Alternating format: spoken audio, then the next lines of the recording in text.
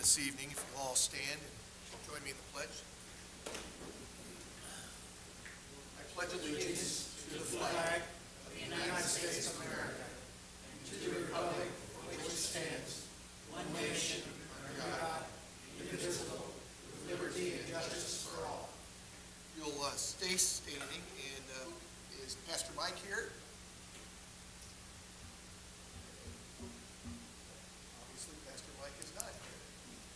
So we will have an invocation, and I guess I will lead that this evening. Heavenly Father, please watch over the members in attendance this evening. Help our community to grow and prosper in community spirit. Give our leadership the tools necessary to help drive and improve the life that you so generously bless us with.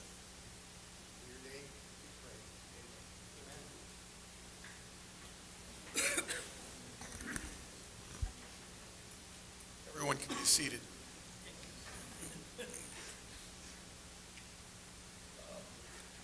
There are no additions or deletions to tonight's agenda. I'll need a motion to approve the minutes of our July 16th regular board meeting. Second? Second. Any discussion? All those in favor signify. Opposed?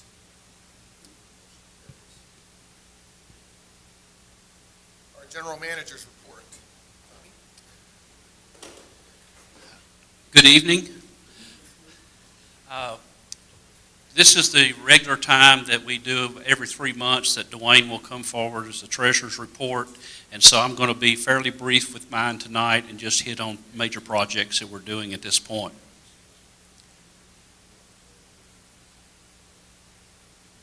Bella Vista entrance signs, the sign company discovered a slab that was much larger than they had anticipated and did not know what to do, so they halted the project. We contacted them for an update. It took us a couple of weeks to get together with them between some traveling and some some sickness on with those two guys. Finally, on August the 5th, Chris Sunnison from the city and I met them. They showed us the slab. We discussed it between the two of us after they had left, and instead of, essentially, we felt it should be a contingency of the project, but they had already wasted so much time, and we were in such a, there's so much concern about the timeline that we decided we'd go ahead and remove it ourselves. So the next morning, I think that slab was out by about 9 o'clock, and we informed them that it had been done. They contacted me a few days later and let me know that they were going to set the sign brackets on the 15th, and then they would place the signs this week. That did not happen. Contacted them again, heard from them yesterday afternoon that the weather had prevented them from finishing the work or doing the work on Saturday. They had put some gravel in there, is about all they did last week, and they were afraid, or the company that they were hiring to bring the crane did not want to bring it up there, and the weather was afraid because it's going to have to be parked out in the grassy area that they did not want to bring their crane out there and take a chance on that. So now they are scheduled, they say, for next Thursday. I'm sorry, Tuesday. Thank you, Lou. Branchwood Trail. Wanted to give you just a little background. This is, of course, something we've been working on for a long time.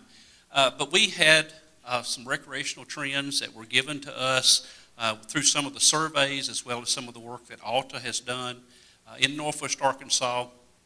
Circled a few things: running and jogging, yoga, bicycle riding, exercise walking, hiking, all those type of things, as we can see, are really growing.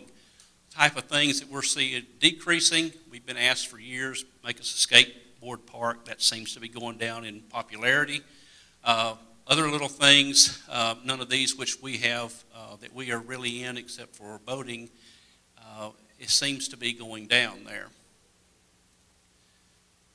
This is the kind of the master plan conceptual drawing of the Branchwood, they called it park. We usually refer to it as the complex, which would include all of the area around the building and what was formerly golf course.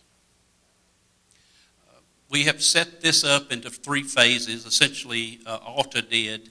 And even though they had put this phase as number 1, we chose, because of the golf course being empty, that we would make the phase 3 number 1. And so that's the one we're concentrating on first. We're looking at an 8-foot wide trail with mowed areas on each side. Again, this is all conceptual.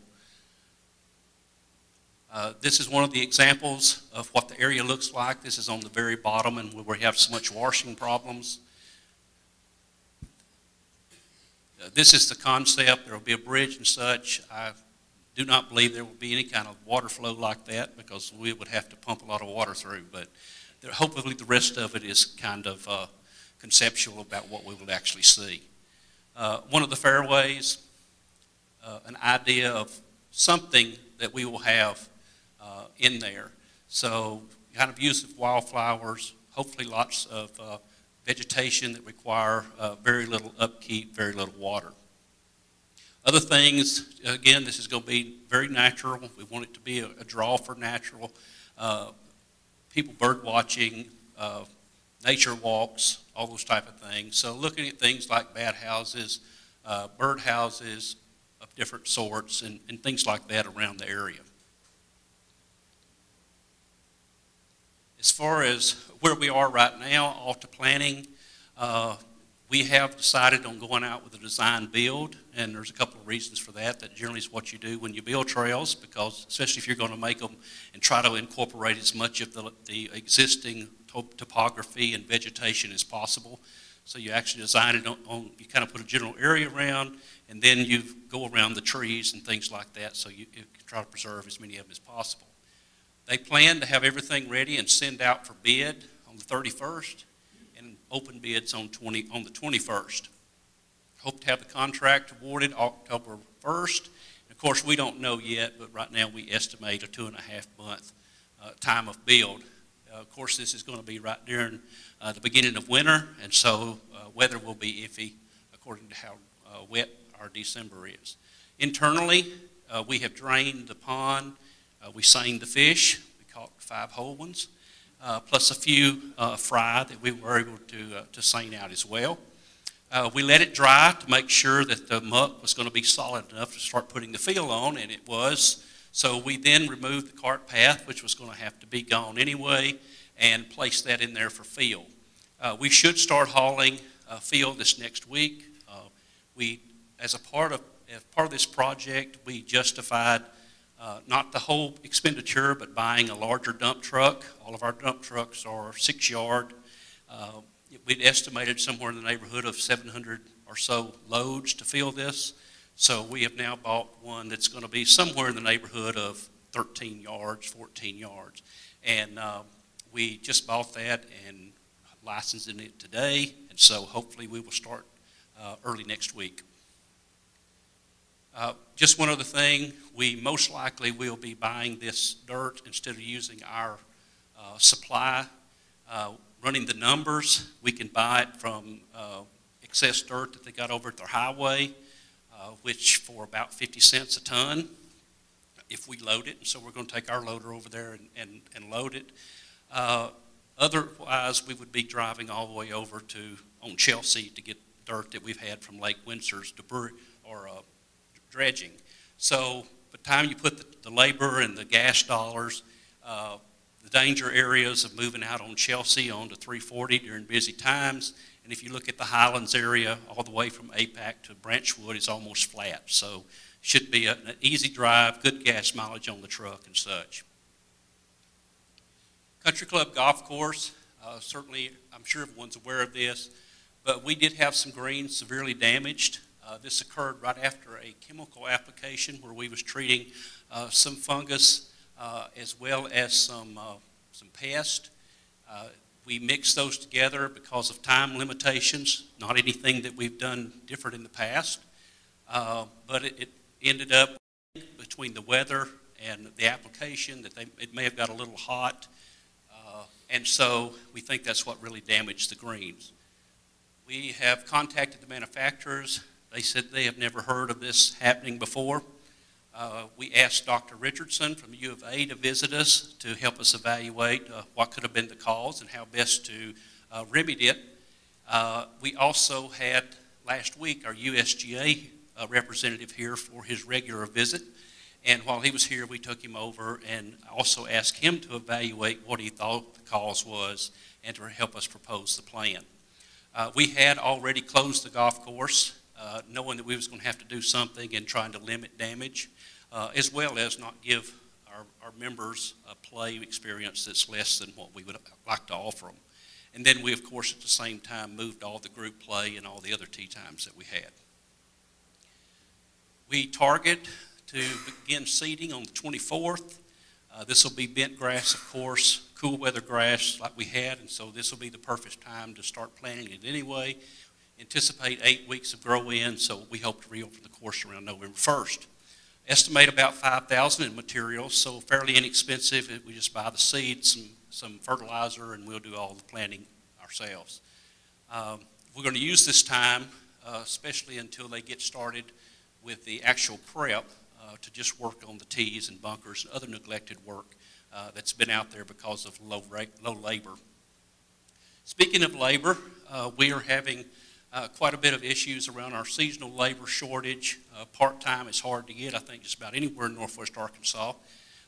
Kingswood is going to be down two, or I think is now down 2, and it could be down 3 because one of them is still thinking about going to school because we have had really less than normal ability to bring in seasonal. We've hired more college and high school than what we have in the past. And of course, it's time for them to go back to school. Burksdale is going to be down probably 5. Scottsdale is going to be down 2, maybe 3. Again, the same issue, whether or not they're going to go from high school to college. Highlands Country Club in Metfield, at this point we think we're going to keep most of the people until the normal drop-off time. But we do want to just let everybody know that mowing could be a challenge as we try to keep these golf courses up. The Kingswood Golf Course maintenance entrance, this is right there going into the maintenance building for Kingswood off of 71. Because it is in a FEMA flood zone, there's going to have to be a loamer and a clomer done for it. We've already contracted an engineering firm to help us to engineer it and to prepare bid documents, and our estimate, or his estimate, is about $170,000. Yes. Loamer is letter of map revision, and clomer is conditional letter of map revision. It's just whenever we've done a bridge or culvert or anything that's in a major waterway, we always have to apply for those applications through FEMA. Country Club Golf Course number 2, low water crossing. It seems like that we have been experiencing more closures of that golf course in recent years. I think when I first got here, it was not that common, but in the last 3 or 4 years, we've had to close it quite a few times because water was present in that waterway. The location is also in a FEMA flood zone, so we'll require a loamer and a clomer. When you look at those things, it really don't matter what they are, but they mean dollars. Whenever they're there, you've probably added $30,000 or so to a project because of that. Estimated $280,000 to install the bridge and to replace the concrete waterway. I'm sure all of you that have played golf are aware of this overflow area, that when its flooding starts, it starts over the berm and then has a straighter shot to go out to try to relieve some of the pressure in that area.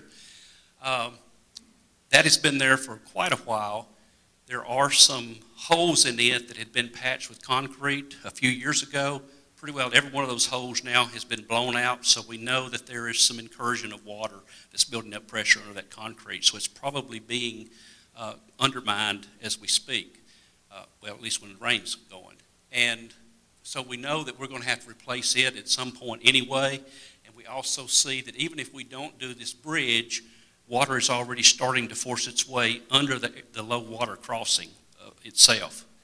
So 280 is the total project, 50 if we decide not to do the bridge, leave it as a low water crossing that we close whenever the water comes over it, and just replace that concrete waterway.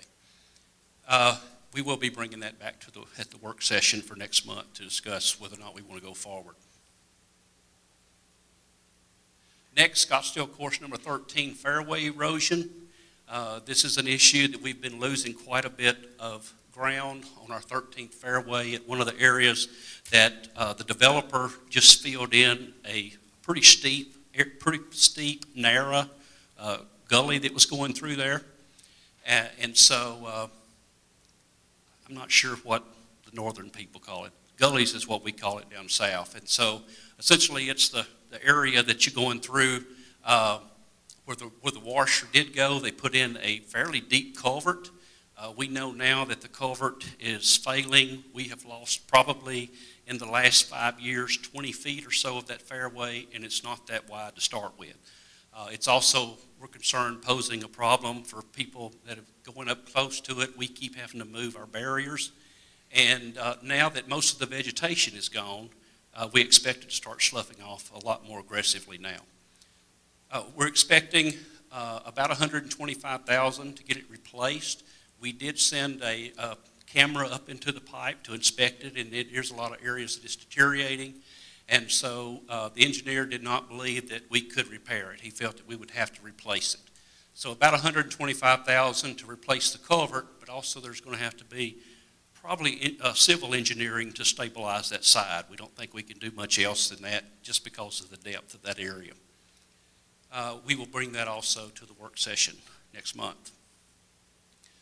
Just other things that we've done. This is another flood damage area on Scottsdale number 11. As you can see, this coming down through here, and it was getting worse. And this happened very quickly after one event and then quickly expanded after the next. So we now went through and cleaned it out and hopefully have repaired that to a point that we will continue or will discontinue the loss of land. And also we knew that this was going to grow if we continued to leave it. And we did all that in-house. Highlands Club, the ceiling contractors had a delay in their projects, which is now holding up the walk-in project. We are now shooting for September the 4th instead of the end of October or August like we had said. The leasee, Dwayne just talked to him today, still excited about the project. Has an appointment tomorrow to pick up keys and drop off the $10,000 security deposit that they have agreed to. And he has said that he understands construction delays and so is really not concerned about it. East Side Trail, we proposed a licensing agreement to the city for public use. We've submitted that to the Walton Family Foundation where the money is coming to fund that, working through their concerns between Doug and our staff attorney and their attorneys. As far as ongoing maintenance, the mayor and I have come up with just kind of an outline agreement of what we have. Certainly none of it has been written down or anything outside of our notes, but this is what we're talking about now. Shared maintenance cost equally. Both of us set aside $20,000 in our annual budget for trail maintenance that will remain in a reserve if it is not used for future needs. And at this point, we're thinking it makes sense to have the village's ground maintenance staff that are already on board just have to add a little bit of hours here, and the city will reimburse that at 50%. Tanner Creek Nature Trail, we've been receiving some complaints just recently. They've grown much worse for littering, indecent behavior, rude behavior, crowding, destroying property, fires, non-member use, etc. Just some of the concerns brought forward. This is an area, our riparian zone, that we had planted and put a contractor fence in place. It has been pushed down and people are now accessing and destroying this area. Somebody put up a hammock or chair or something across this trail. Trash has been left at places. Certainly, I mean, I've seen some trash, and we're not talking about just completely trashed area, but there is trash being left there. And then this is some pictures of the usage. You can see people, this is supplied by Mr. Nuttall. You can see, 3 people here, 3 or 4 people here, 3 or 4 people here. I think there was a person sitting on his chair on in the bridge. Some people walking here, and then a group over here. So it is being used. I don't know if you've noticed it, but the parking lot is full a lot of the times now, especially on the weekends, in the early evenings, late afternoons, and we have seen a steady growth here. Now, we expanded that parking lot by, I think, probably almost 50%, roughly 4 or 5 years ago, because it was filling up at that time. So now we're going to need probably to expand it again in the near future, or we let parking be the limiting factor so that the trail does not become overused at one time, or overcrowded, I should say. There's been a debate in emails, phone calls, as well as online about, is this private or public property? The area is under lease, but it's under the control of the village. Blowing Springs and the restaurants in our clubs are the only areas that I'm aware that the board has designated them as open to the public. Tanyard Creek Nature Trail has never been designated as open to the public that I have been able to find. It may have been considered open to the public due to staff not verifying membership, and we certainly have not been doing that. We do not hinder public walking on areas like Tanyard Creek, the lake dams, other trails, such as at Loch Lomond, due to our limited ranger staff inability to consistently monitor that. And that's probably been going on for, I would say, at least 5 to 7 years now. We made the decision quite a while because we just didn't have enough people to have a presence there. Moving on, Americans with Disabilities Act compliance. Our Metfield pool, we now have it 100%. Kingsdale pool, 100%. Kingsdale Grill, 100%. And we did add this as a cart barn restrooms. Scottsdale and Reardon Hall, both at 100%.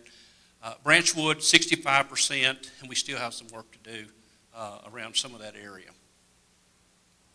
Highlands is about 80%, needs still some work on concrete and thresholds. Country Club, we still need some work to be done in different areas. This project has been plagued with subcontractor issues, and I think it's probably pretty common for small jobs throughout Northwest Arkansas because of all the other construction that's going on. No superintendent on site a lot of times. Sometimes the contractors are no-shows. There's been delays of other sorts, unfinished projects. They move to the next project, and there's not a lot of detailed work that's not been completed yet. And then they've been leaving things trashed a lot of times that we have to go back and try to clean up.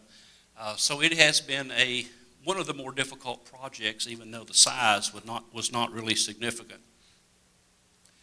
And I would say one of the reasons, especially most of this issue, I think it's been on the interior, is that at one point we did a lot of this kind of stuff in-house, but we have reduced our maintenance staff.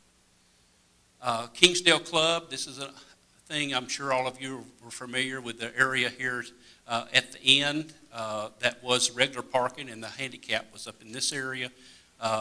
We decided it was the least expensive and intrusive to raise this little area here, and so now all the handicap parking is in this area. And another example, Country Club ended up being a lot bigger job than we thought. Apparently, well, we know concrete was cheap back then, but we found a contractor found some really deep concrete pours here, 18, 24 inches. So they finally had to bring in a larger piece of equipment with another hammer on it to be able to get through. Of course, we also had to pour a retaining wall because they ended up having to go down so far. And so this is what it looks like at almost completion. July, of course, we also had some fairly heavy rain instances and did have some flooding damage that we had to repair from. And then, of course, a few events that we had, all in the family, MGA, WGC Scramble. We also had Wheel Golf for Kids, which is always a big event for us. And in conjunction with the city, we did the Freedom Fest on July the 3rd. And that concludes my report, and I will now turn it over to Mr. Mitchell. Yes, ma'am. Since the country club's going to be closed, do bunker work as well as tea work, will they take the rotation of closing 2 to 3 weeks I think we'll still have some rotation, just so we can get some things done, but I don't anticipate that it may not be 3 weeks or something for sure. Excuse me, I may have read this incorrectly, but in the Vista this week, they had a number of articles about the USGA gentleman that came out to look at our courses. I thought that he was recommending that we have Bermuda greens, not bent greens. And so my question is, why are we going ahead and installing bent greens on Country Club instead of the recommended Bermuda greens? This was something, of course, that just happened, and we wanted to recover the country club quickly.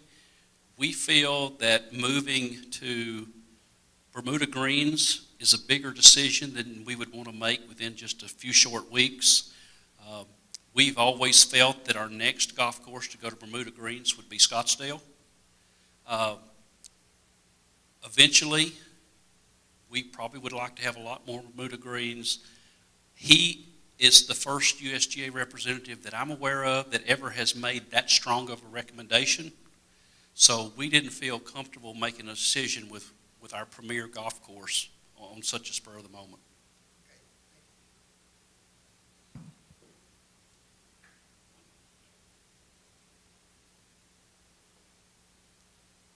Okay, we'll be looking at the income statement. This is July year-to-date, and these will be in thousands. This is referring to attachment 7 that you have in your packet, but these are in the thousands. You have the same numbers, but these are just summarized in a smaller number where you can see it maybe for clarity. Starting the top line, assessments, they've been unfavorable all year, and at this point in time, they're 147 less than budget, 147,000 less than budget. We were usually behind budget on assessments a lot of times, but this has been just a little worse this year. Golf and Pro Shop, just looking at some of the favorable and unfavorable variances. Cart rentals, this side is favorable and this side is unfavorable to budget. Cart rentals are small, 11,000 better than budget. Annual greens fees, 125. That's been better just because we've had more people buy the monthly and the yearly the way we budgeted for the monthly. The guest fees are still better than budget, and that's typical around here. Some things that are less than budget is annual seat lease is 10,000 down. Private carts, 45. Big one, member greens fees, and that's been down historically about this time of year too, but that's a pretty big number, 224,000. Value cards, 30, and for the total is 99, almost 100,000 down in the greens in the golf fees. And then Pro Shop sales kind of correspond with that. They're down about 54,000 from what we had budgeted. Looking down RV is a positive number. RV has the RV park was 26,000 better than budget. RV storage was 13,000 less than budget, but it still came in at a positive of 13,000 at this point in time through July. Facility use fees, that's interesting. This is photo ID cards, and it has a lot to do with raising the price on the non-resident photo ID card because we're getting a little more than what we had budgeted. That's 25,000 positive from where we had budgeted. Boat registrations is another down one. The boat registrations are actually down 49,000. Dock fees are down 10. Overall, including lake use fees, we're down 65,000 from what we had budgeted. Some of that has to do with the higher prices that we put on, and we knew we'd have some resistance, and that kind of shows that number right there. I guess that's where interest on investments. We changed with our investment policy, and Arvest is now doing our investments in various forms, as we've been talked about before. But right now, we are 45,000 positive as far as what we've actually come in, but we had budgeted 63 thinking we'd be a little ahead of the normal. This is about where we were last year, so this isn't a bad number, the 45, but we wanted to be a little ahead. But with the market conditions, we're 18,000 down, which isn't bad, and it's really too early to get any kind of track record of where our investments are. We've just been with the different investments since the 1st of April. Transfer fees are down. They've been down historically, and they're down again this year. They're down 98,000 from budget. A lot of the transfer fees that we put on with the bigger lot transfers, they never get paid, and so that's what this number is. If the number doesn't get paid, it's not recognized until the transfer fee is paid. Other income is favorable by 86,000. Legal recovery, with Doug's and the foreclosure and the fees that they get through the foreclosure, that's $71,000 positive to budget. The Carroll Electric rebate was better than what we had budgeted by $16,000, and you've seen that before. And the balance is miscellaneous, but overall we're $86,000 better than what we had budgeted in other income. Looking down in total income, we are $357 less than budget for the major things you've seen up here: the assessments, golf, and some of the lake boat registrations and the transfer fees. Pro Shop, again, it follows the sales. If we have less sales, we have less cost, so we're 45 positive to budget there. That's a cost, so that's a positive number. Overall, then, total cost of sales is 44. Gross profit is $313,000 less than budget, again, for the numbers that you've seen before. Moving down in the expense section, as Tommy's mentioned, we've got several vacancies, and right now, ahead of budget, we're $40,000 better than budget on salaries and wages, mainly because of vacancies, hours, and just other things across the divisions. Also, employee benefits is also positive, kind of reduced. It goes with the labor, and it's better by $26,000.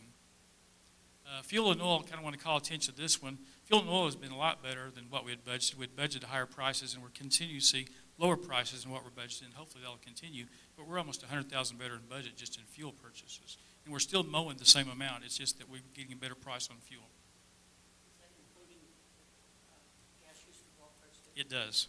And that's a big one, because Andy had estimated would probably use more gas than what we're using, and it doesn't use quite as much. Other expenses is $139,000 worse than budget, and that's primarily bad debts. Going along with foreclosures, and Doug has increased his foreclosures in the legal department, we have to write off those that get foreclosed on, and so that's why this number is kind of growing above what we had budgeted. Total expenses, therefore, is less than budget, or better than budget by 156 for the same numbers that you've seen there. Looking at net income or cost of operations, we're at a cost of operations of $134,000. Moving down into the simple cash flow, a savings is $215. Some of that's due to y'all's deleting some projects. The capital project savings over budget. Board canceled the yacht club project, almost $100,000, and the gun range trap field, 40-some thousand. Plus, we've had some savings in other areas. But anything that failed to meet capital threshold of greater than $10,000 is classified as expenses, so it will get deleted as a project and move to the expense section. Reserves, that just goes with the capital. If we reduce capital, we're going to reduce reserves. We don't need as much reserves that you've set aside, and some of that's like the yacht club and also the gun range thing. Reserves for other projects, these are the things that we put on the books in past years.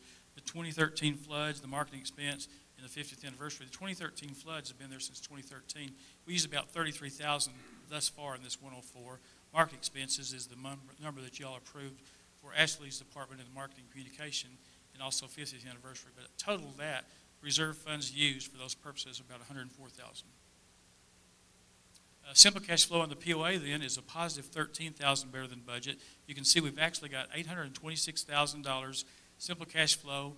We have timing issues, which means there's things that we know we're going to spend, we just haven't spent them yet in budget. So we're really $2,000 there, but we'd budget be a negative 15, and that gives us the positive 13. Moving on to the water section, the same statement. This is attachment 6 in your packet. Interest on investments, the same thing. We have market conditions over here too, because it's split. The investments, the total investment of the POA is split between water and POA. They're down $16,000 from budget.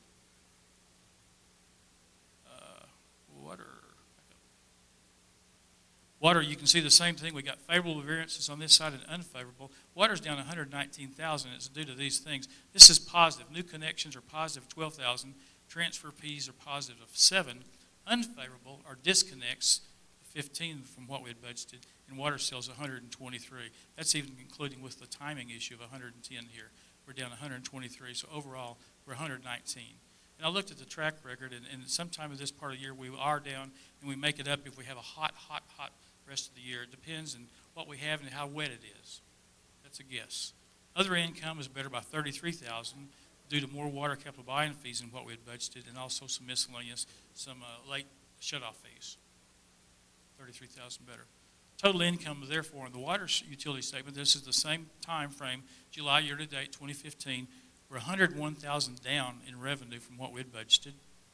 Cost of sales, we can see our cost of sales is just right in line. We had budgeted 31.4 year to date. We're 31.5, so we're doing a fantastic job of sticking with budget on there. But that's a $44,000 savings, mainly because the water sales didn't happen, so the cost didn't happen. Gross profit on this statement then is $57,000 less than what we had budgeted. In the expense section, there's a few expenses here that we want to call attention to. Vacancies and water again were $13,000 better than budget. Fuel and oil again, savings of $20,000. We've talked about that. Interest expense and credit card charges, we've had a little more expense than what we had budgeted, not much, $19,000. Most of that's due to bond expense and more people paying with credit cards, paying on their accounts. They pay with credit cards, and so we estimate a certain number and it gets above higher, but that's good because we've got more collections too. Total expenses is less than budget by $60,000 to make up for some of that loss in revenue.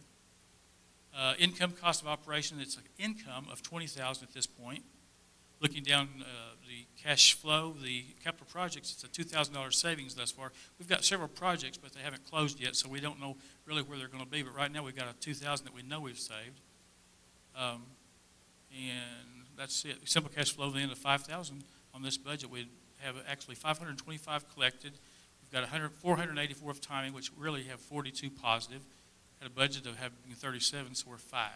So we're better by 5. Any questions? It's a lot of numbers.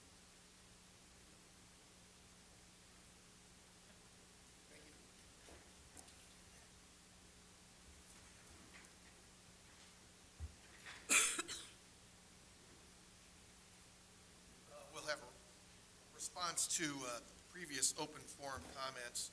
There was one comment by a member that requested the board expand a family unit occupying one residence to issue adult membership cards to up to 4 members of that residence. The Rules and Regulations Committee is continuing to study that, and we'll report on that as soon as they give us a firm recommendation.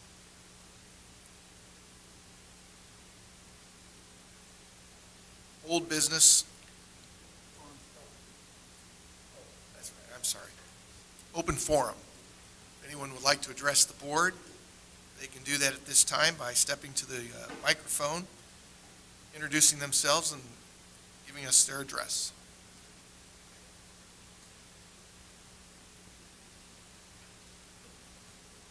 Good evening, Peter Christie. Nice to see all of you. Just a few things.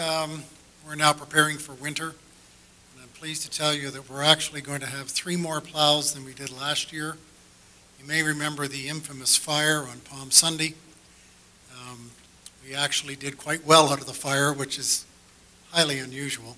We have a very talented mechanic who told us that if we purchased some vehicles that had been totaled, he could fix them.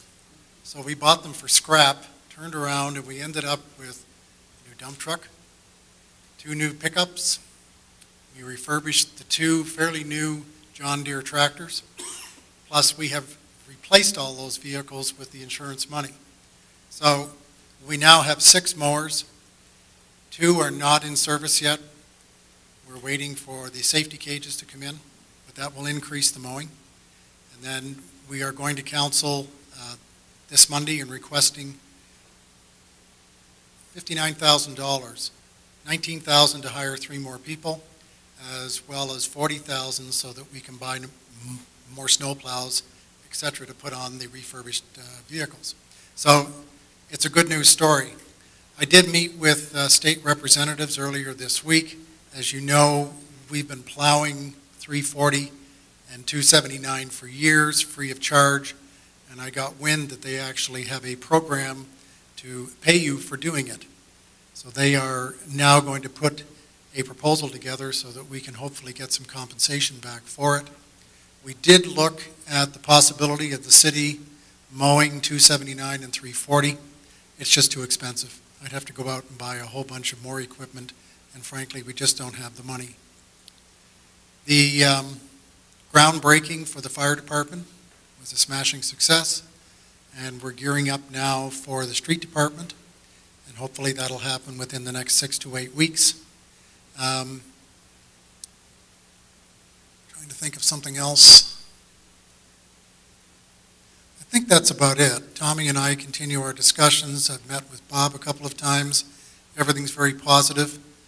I want to thank you for your support of the city, and we continue to work together forward. Appreciate it. Thank you, Mr. Mayor. Anyone else? Move on to old business. This evening, Josh has given a proxy for voting to John. Brad has given me his proxy, and Ron Stratton has given me his proxy. The Medfield Clubhouse renovation vote is the old business that we'll conduct.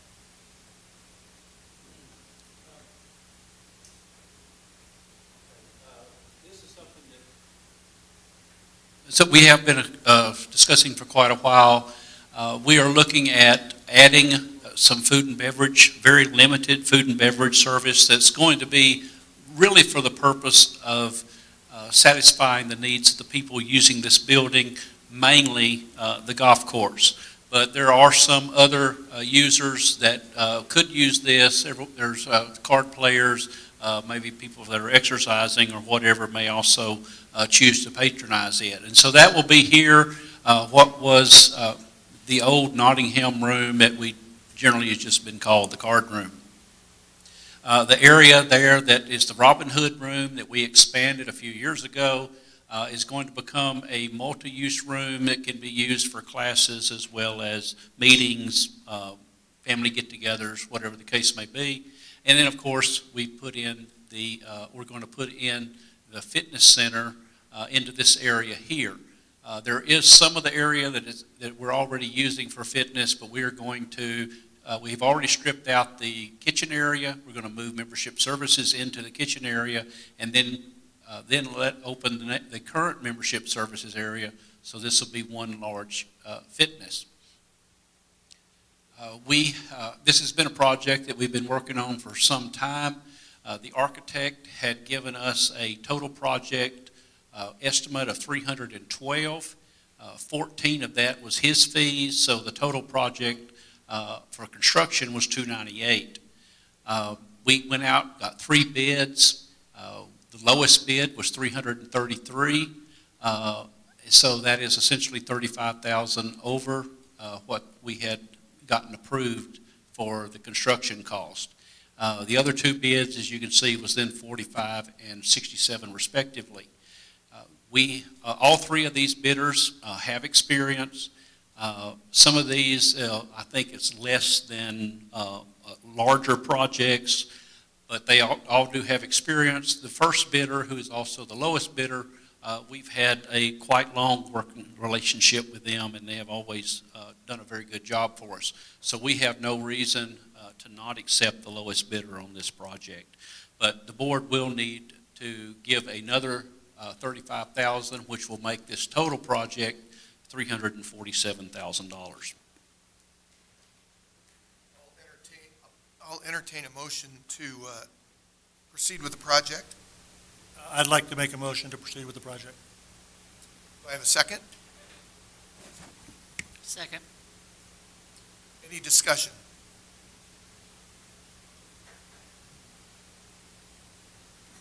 I just would like to add a couple small points for the people that aren't completely familiar with this process. We started this process last winter. Previous Chairman Teal and myself and board member Barfield made many visits out to the Metfield neighbors, and we have an excellent buy-in from the community that this will suit the needs of what they hope to get out of this building. At the finish of this project, after membership service is gone, there will be approximately 3,400 additional square feet available for the membership to use as recreational space. And it's it's a good win for the golfers and all these people to have some place to get a snack, and that's a tremendous amount of space that we really needed at a pretty bargain price for what we're getting.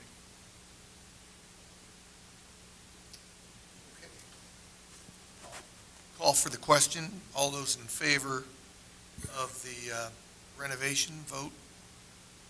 Raise of a hand. And Vice Chairman Brad Morris votes in the affirmative. Okay. Any opposed? Okay.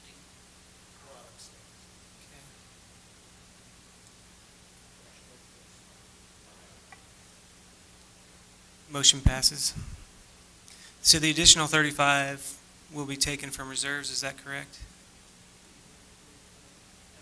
Yeah, we'll have to approve the whole thing. We don't have any of it set aside yet. Okay. All right. Moving along, Joint Advisory Committee reports. The Golf Committee was busy on Wednesday, the 12th. USGA gentleman met Chris Hardwiger. He's new this year. He's a USGA turf specialist. The meeting started out in the morning with him meeting with the golf superintendents and various golf personnel. And at 10 o'clock, the board members who wished to could join him, as well as the golf committee and other participants from the community could join him as well. We went to Highlands, visited quite a while about the turf, the fairways, some of the problems with the fairways coming in, and also some of the green areas. And he talked about various changes possible in grass variations. Once again, you're talking money to do it, and it's whether you choose to spend the money to do it and exactly what you want to use on various things. No one grass is suitable to all of our golf courses, and that made a pretty good hit on some of us that, we thought golf grass was golf grass. It's not. And so it made a difference. He also talked about labor of golf courses. The average labor of golf courses is about 2/3 of the total budget. Ours is 40%, well below average, but he was very complimentary on what we get for our 40%. Also talked about making golf more fun for golfers. He recommended the play at forward tees, which would shorten the length of the courses for people who are aging or new golfers or somebody who chose to play a shorter course and move on in a hurry. And he was real happy to learn that Bella Vista has already started doing that effort. So I think they have 2 courses marked already, and we'll be marking the other courses as well.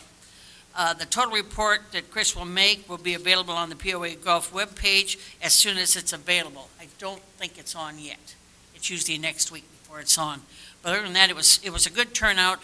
We met at Reardon Hall. There were about, probably 20, 25 of us there at Reardon Hall, and they asked questions. We talked about various things as well, and then went right into the Golf Committee Advisory Committee meeting from there, and also discussed some of the things further. And Chris stayed for a while, and then he left. So, Thank you, Ruth. Yep.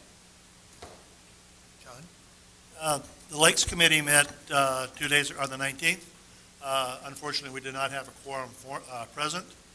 We did have get reports from staff. We had on our open forum a member who is interested in having the docks on some of the dams specified as swimming or fishing docks. Staff is going to take that under advisement and see if it's an issue or a problem. We currently don't have any limitations on any docks. There's a strong ongoing weed effort.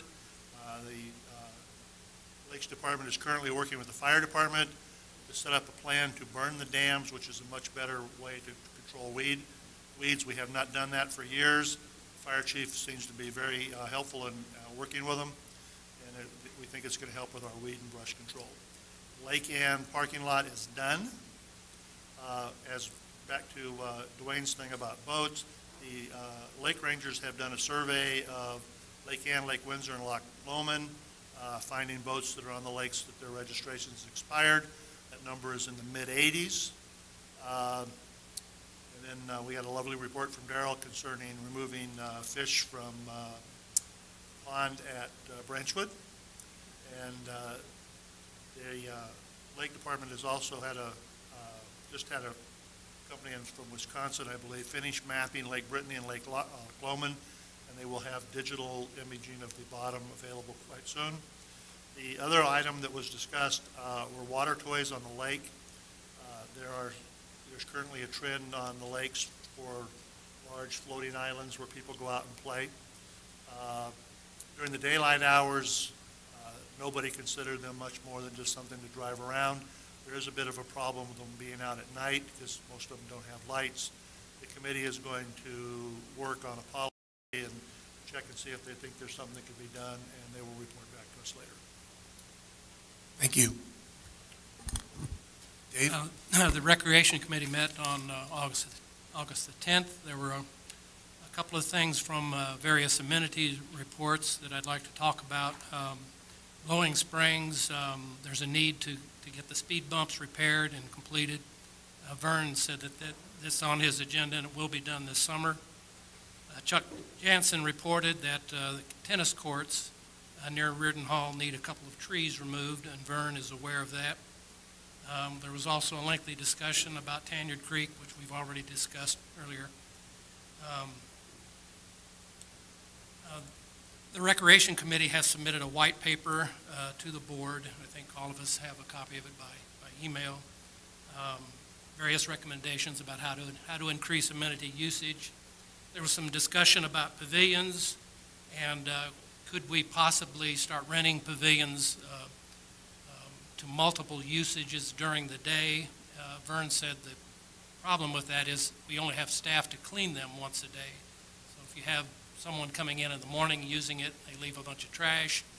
The next person coming in would have to deal with that trash. So there's a staffing issue there to have multiple rentals of the pavilions. There was also a suggestion to require a security deposit for the pavilions. Vern said he would look into that, but that's also a potential staffing issue with administering those. 50th anniversary events. We will not be having the foot race in October. That's been canceled. The Labor Day music event has been canceled. We will hold a tailgate party for the Razorback football game on October 10th. And on November 20th, we'll have a holiday carnival and Thanksgiving weekend. There was quite a bit of discussion about some changes at the RV park concerning the television. Cox is now going to require that each unit pulling into the RV park requesting TV service be issued a box. It's a digital box. Being an old RVer for many, many years, I've never been in an RV park that had that kind of setup for television reception. They say it's has to do with switching from analog to digital, and I've been in many, many RV parks that have digital TV reception available right at the standard where you plug in.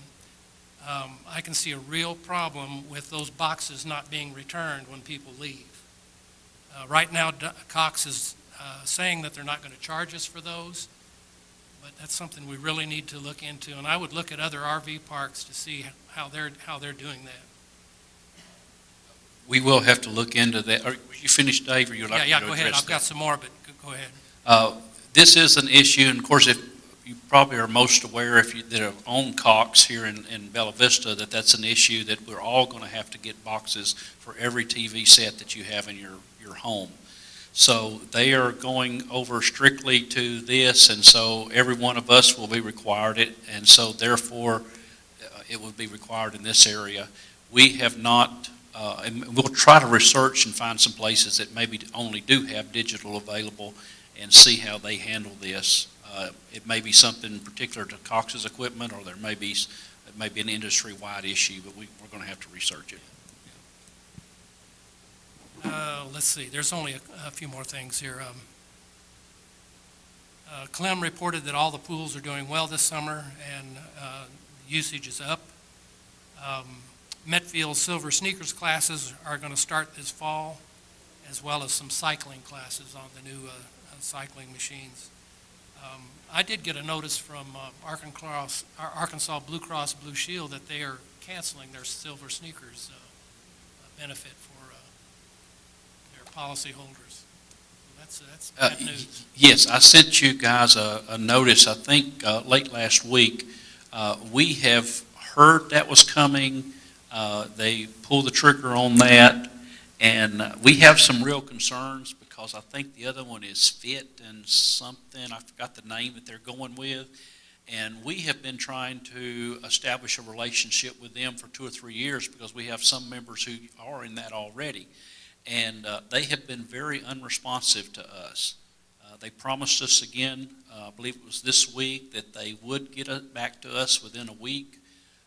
But we are very concerned about this. And in the past, they do not have any type of automated system like Silver Sneakers has, where you scan your card and all of that's recorded, and Silver Sneakers takes care of it. In this case, every usage is going to have to be manually tracked by us, and we will have to submit stuff for reimbursement to Silver Sneakers. So we are very concerned about this at this point. That's all I have. Thank you, Dave. Anything else? The next General Managers Board monthly meeting will be held on Thursday, September 3rd. I believe that will be held at the Yacht Club, not the Country Club Boardroom, meeting room. The next Board of Directors work session will be held on Thursday, September 10th, 8 a.m. here in the Country Club Board meeting room. And the next Board of Directors regular meeting will be held on Thursday, September 17th, 6:30, here in the Country Club Board meeting room. I'll entertain a motion to adjourn. So move. Second? Second. All those in favor? We're adjourned.